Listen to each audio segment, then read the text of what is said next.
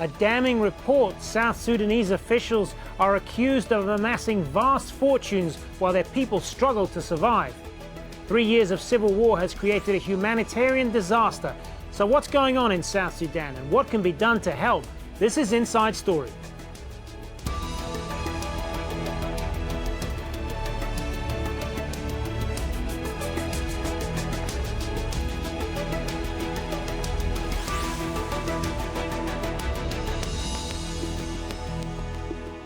Hello and welcome to the program. I'm Hazem Sika. South Sudan gained its independence 5 years ago with much fanfare. It was hailed as the world's newest nation with an incredible amount of optimism. But a bitter rivalry between the president Salva Kiir and his former deputy Riek Machar resulted in civil war.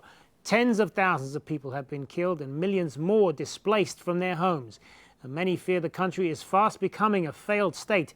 A new investigation from the Sentry group, co-founded by Hollywood actor George Clooney, has found that while most of the population lives in near famine conditions, top officials are getting richer. Now, the report has taken 2 years to put together and alleges that during the war, President Salva Kiir developed a ranch with several houses, an airstrip and even a helipad. The family of opposition leader Riek Machar allegedly lives a life of luxury outside the country. General Paul Malong, whom the UN calls the architect of immense human suffering, officially earns $45,000 a year, but he owns real estate worth $2 million. And military leader Gabriel Riek is accused of moving hundreds of thousands of dollars, much more than his official salary, through his many bank accounts. Well, at a news conference in Washington, George Clooney told reporters that corruption in South Sudan is far-reaching and the international community needs to step in. The simple fact is, they're stealing the money to fund their militias to attack and kill one another. The evidence is thorough, it is detailed, and it is irrefutable. It involves arms dealers, international lawyers, international banks, international real estate. And it is because of these international actors that we are also able to provide solutions to help end this criminal behavior, to protect innocent civilians. So let's bring in our guests then. In Juba, we have Ateny, spokesman for the president of South Sudan. In Washington, Brian Adeba, associate director of policy at the Enough Project, where he supervised some of the research for Sentry's report. And in Cambridge, Peter Biar-Ajak, founder and director of the Center for Strategic Analysis and Research, a Juba-based think tank. Good to have you all with us, gentlemen. So, Mr. Ateny, if I could start with you. Pretty damning findings, these. Your response? Yes, our response is that the report is politically motivated. And it was only intended to destroy the image, the good image of the president, Salva Kiir, and his family. And it was not about corruption. And the report was not actually working to bring those who have actually, taken the public money. Otherwise, the list would have been very, very long. We know that the corruption has happened since 2005, but because of certain people behind those who released the report, George Clooney and John Pendergrast, the intentions, became like only just to drive just driving to tarnish the image of the president, because the intention is about regime change. It's not anything to do with president, because President Salva Kiir, everybody knows that he lives a very humble life. He does not own anything. He does not even have the accounts, and he does not have all that are actually mentioned here now in the report. So the report is biased, and we tend to reject that report outrightly. All right, we'll come back to some of that in a moment, but let's get Brian Adeba's view now. I know you were involved in putting some of this report together. What, in your view, does it show here? Well, it shows that corruption is very extensive and it goes to the very highest levels of government in South Sudan. The evidence that we have collected points to that, and it is irrefutable. I mean, it is, of course, widely known that corruption has been rampant in the system, and the government itself, at the very highest levels, has only paid lip service to it and has done nothing. What we have done is we have actually put a face to the corruption that is going out there. We have the evidence. We have extensive records from corporate holdings. We have bank statements. We have highly placed sources. We have social media. We use the satellite imaging to corroborate the evidence that we have. We would certainly have liked to see that all those that are in government that are corrupt be prosecuted. However, given our mandate as an organization that focuses exclusively on combating war crimes, we will investigate corruption as it relates to war crimes. And when you look at that, when did the war crimes start in South Sudan? There was a specific period to it, and those crimes started in 2013. And specifically, that's the reason that we focused on the individuals named here. That being said, however, that the government of South Sudan should actually not abscond its own role of investigating corruption. Is Mr. Ateny telling us that there were corrupt people in government and the government did not investigate these people? What is wrong with this picture? Tell us something about this picture, Mr. Ateny. All right, we'll get Mr. Atenywek's view in just a moment, but I just want to bring in Peter Biar Ajar first. As someone who is from South Sudan and has worked with the government, how accurate and how fair is this report? Well, in my personal view, I think the report fails miserably in what it attempted to do. From all the media fanfare that we have been hearing, this report was supposed to be groundbreaking. It was supposed to connect corruption to violence that is taking place in the country. And while the attempt that has been made by the Sentry has to be appreciated as a first step, there are a lot of serious problems in it, and there's a lot of assumptions that are made in the report that may not actually be true. So there was a lot of expectation that this report was going to make a lot of revelation, but in the end, I don't think there is that much that can be taken away from the report. It's just only a first attempt, but even that attempt itself, it ends up tarnishing images of people without any real evidence that actually corroborate some of the information that is being alleged here. Well, you say it makes some assumptions that aren't true. I mean, give us some examples. I mean, as someone who, if you were going to write a report on South Sudan, how would you go about doing it? Well, let me first start with the assumption that I'm talking about. First of all, there is a lot of emphasis on the Luri complex that is allegedly owned by the president. And while indeed there is a farm in Luri that is owned by the president, the rest of the complex is a public property. It's not a property that belonged to President Kiir as individual, but is a property that it belonged to the country. There is a mention of the heliport. There is a mention of like the training complex in the Luri. These are not individual properties of the president. They actually belong to the public.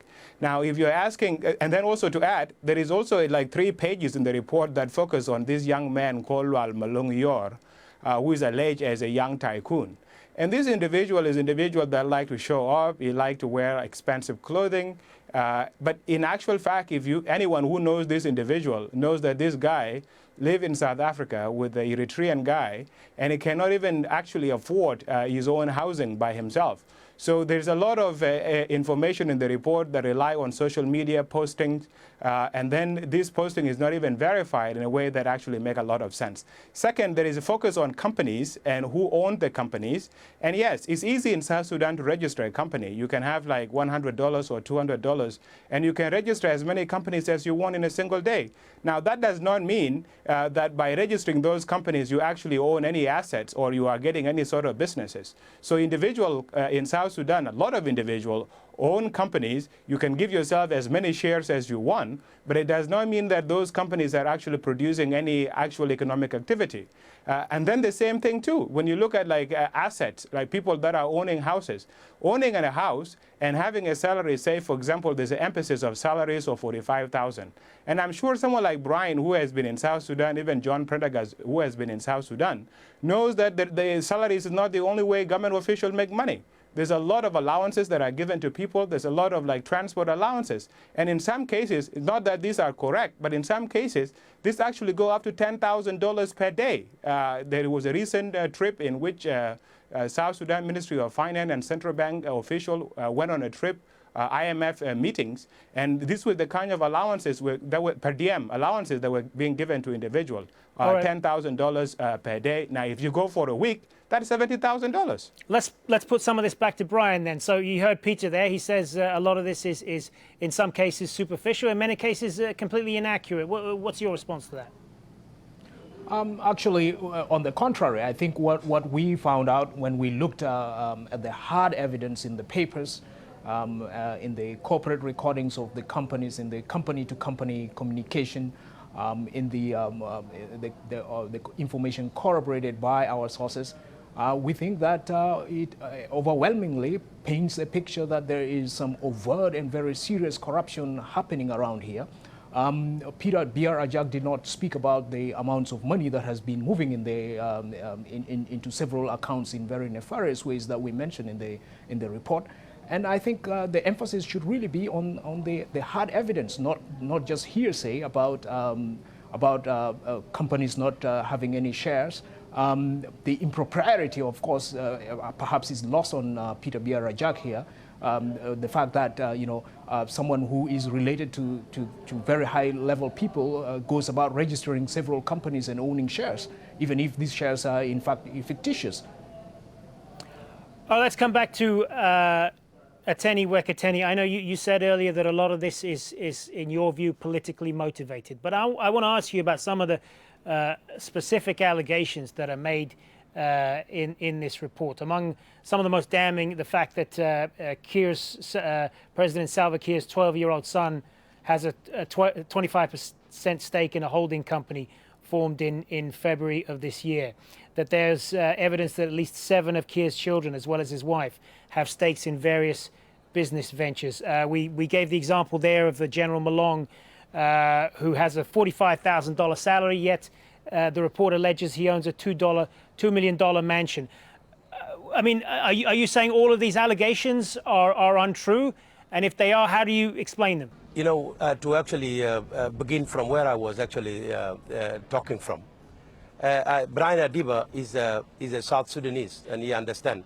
He has to swallow his pride, for the sake of George Clooney and John Pendergrass, so that he can affirm this report. But he knows exactly the truth, where the truth lies. Peter Ajak has actually categorically made it clear. That is the speaking of the South Sudanese, who knows actually the realities about the situation in South Sudan. I think those of Brian Adeba and his group were not actually looking for corruption in South Sudan. Otherwise, they are living in United States of America, where the house of those members of political detainees are actually there. But they have not included the houses owned by those members of political detainees in both United States of America and Australia. They did not do that simply because they only wanted to drive the agenda of regime change. And by driving the agenda of regime change, they have to implicate the president, even if the president is not part of what is happening in South Sudan, especially the corruption. The children of president that are actually implicated, but in actual fact, Peter Ajak has actually clearly made it. In South Sudan, when you go and register a company, you are not asked about the evidence of the shares. Okay, the evidence of how much shares you have. It is about $200 or $300, and you register a company, and you will be seen to be actually holding shares. And if you go by this corporate registration and so forth, you will be registering more than 1 million South Sudanese companies since 2005. They have registered more than 1 million companies, some of which are being carried on the back. If this is what Brian Adeba and his two counterparts has actually used in order to drive wedge between the people of South Sudan and the leadership in the country, they will not succeed, simply because the people of South Sudan knows exactly where they've stolen their money. And those who have stolen their money have this report.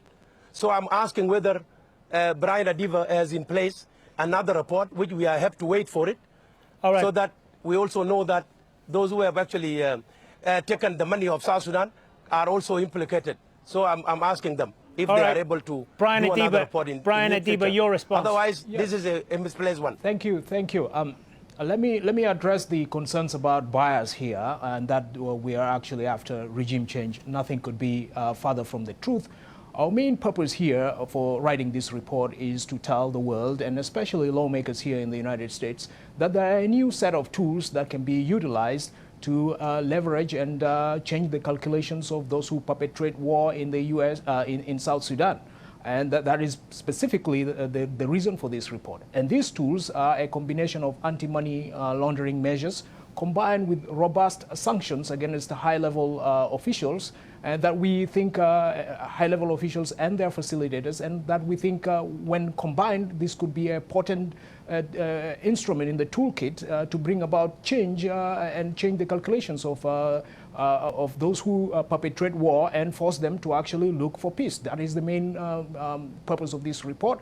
We're not after regime change, and I can emphasize to my brother Ateny that there is another report. There is a report coming forth, hopefully, and we have put out the word we've put the word out there that anyone who has any information that can help, we are looking certainly forward to receiving that information and adding it to the investigation that's ongoing. Peter Biaja, I know you said earlier that you have several problems with some of the findings of this report, but do you acknowledge that there is corruption taking place in the government in South Sudan? And if you do, what do you think should be done about it? No, of course. I don't think there is. I don't think anyone is denying there is corruption going on in South Sudan. You remember, even before the conflict broke out, President Kiir wrote a letter to 75 officials in the government asking them to return money that they allegedly stolen.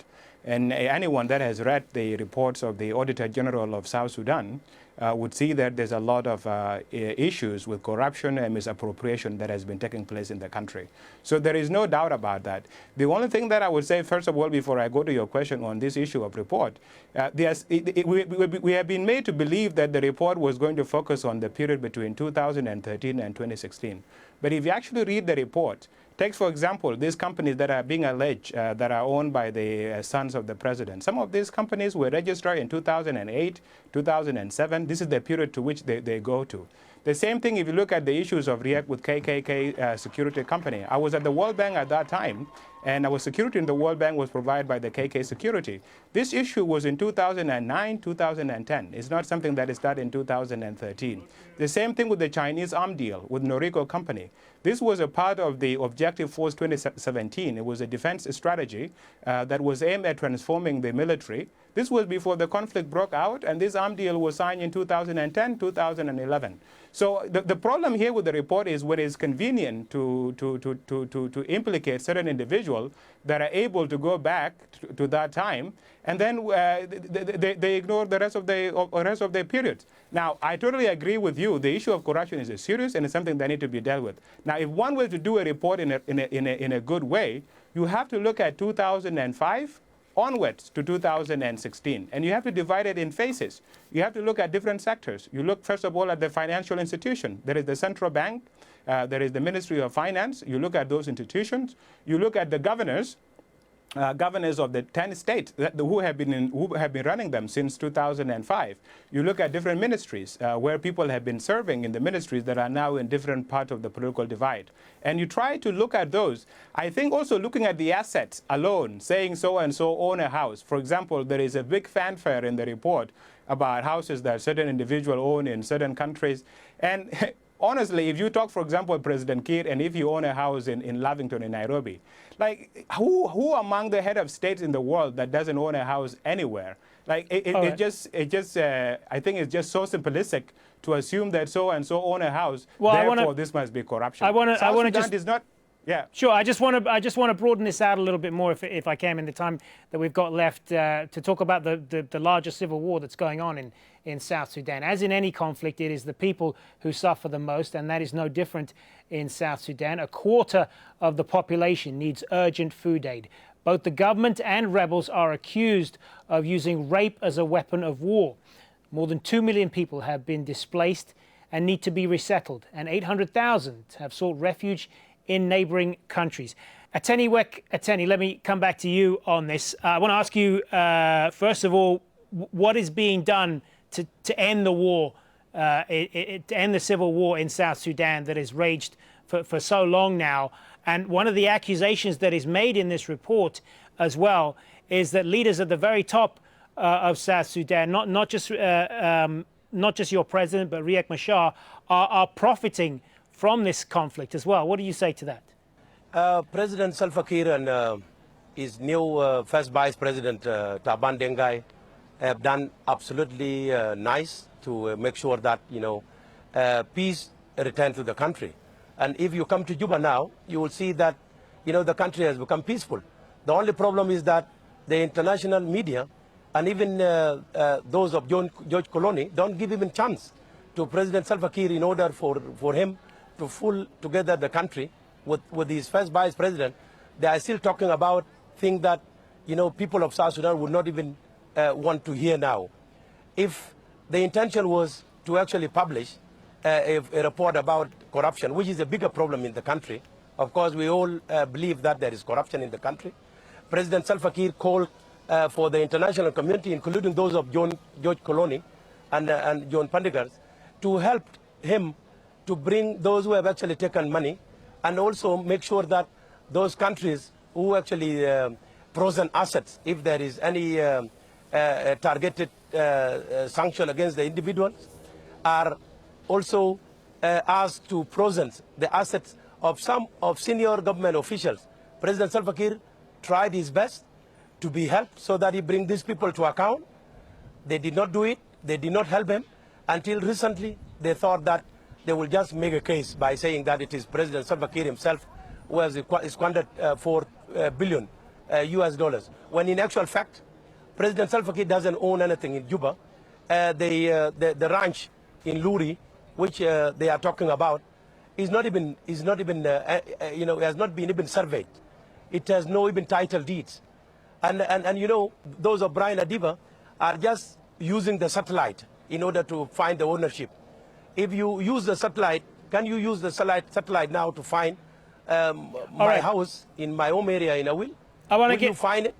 And until you get a title deed of a document that shows the ownership of a given property, you cannot get the properties of the people through satellite. I just want to get Brian Adeba's view on what you hope this report is going to achieve in terms of addressing the corruption and the ongoing civil war in South Sudan right now. What outside pressure can be done? What do you hope foreign governments can do as a result of this? Well, there are very concrete recommendations in the report, especially regarding the use of anti-money laundering measures and a combination of robust sanctions against high-level individuals and their network of facilitators. We hope that the administration here in the U.S. particularly and in other Western countries and in the region would look kindly on these recommendations and explore avenues of implementing them to use as a leverage for peace in South Sudan and against any other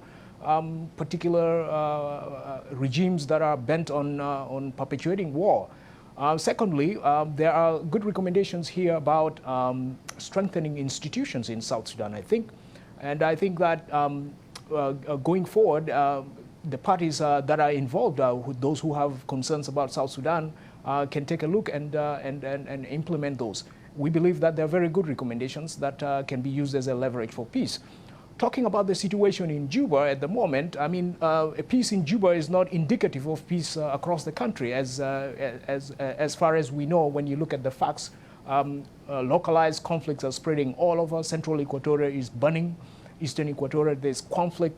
And all indications actually point to a total collapse of the peace agreement and that violence is spreading across the country, contrary to what the spokesman for the president just stated. All right, that is going to have to be the last word. Thank you to all three of you, Ateny, Ateny, Brian Adeba, and Peter Biar Ajar. Thanks very much for being on Inside Story.